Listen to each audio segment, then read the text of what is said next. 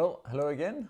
We are into week 2 of our Philippians series, and this week we're going to zoom in a little bit more on a topic. Last week we covered a more broad overview of the book of Philippians.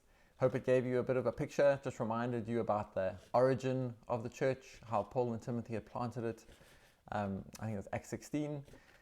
And now he's writing back from house arrest in Rome, and he's writing back to the church after getting an update from Epaphroditus, and he's updating them on his travels and what's happening, but he's also sending them some encouragements and exhortations about church life there. And so this week we want to ask the important question of what is it that we want our church, this new church, this tiny sapling that is just been planted, just budding, at the start of this journey.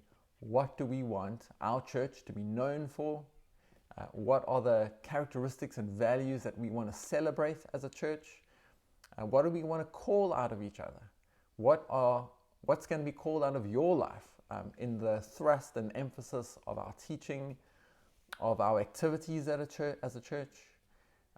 What is it that is going to push back darkness in the hills of Tyres and the suburbs of Traralgon and Morwell and Churchill and Moby and further afield? What is going to bring fruitfulness to this church community? We don't want to be a cut-off Christian enclave in a small group, internally focused. We want to be externally focused. We want to bring people in. And so we have to ask the question, well, what is it about our lives? What do our lives need to look like?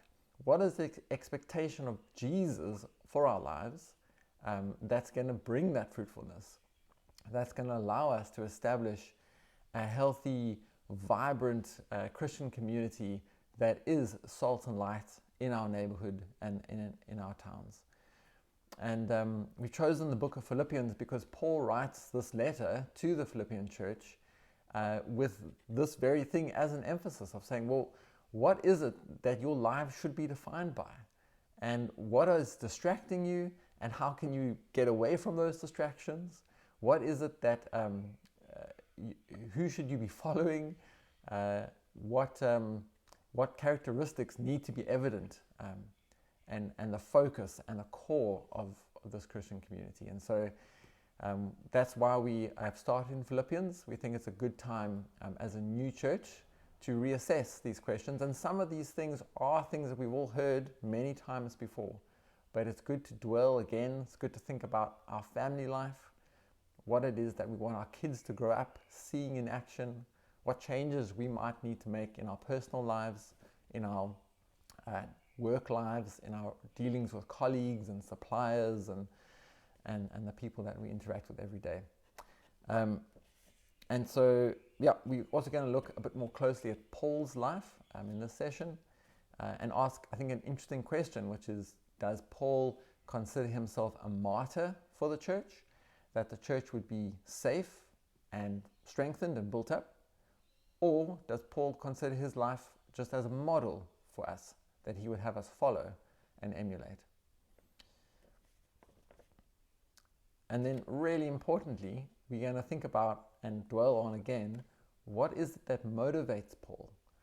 And again, these are one of those topics that you might have read through many times, but we want to spend more time making sure that we've bedded down that same motivation, that we've grasped the depth of it and the power of it as we read about Paul's story and about, the repeat hardships and trials and difficult scenarios he finds himself in. Like, what is it that kept him going through that?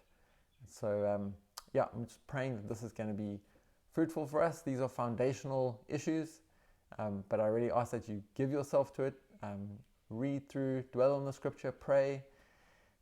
There's one of the sort of celebrated parts of Philippians is the poem in chapter 2, verse 5 to 11, written by Paul. It's this beautiful, succinct gospel message.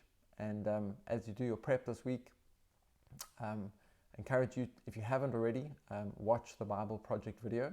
They do a great job of pulling out some of the parts of that poem just to show how well it encapsulates the power of the gospel story and the scale of it. So have a look at that. It's linked in the further readings section down below. But yeah, look forward to seeing you all on Thursday, and look forward to chatting more. Bye.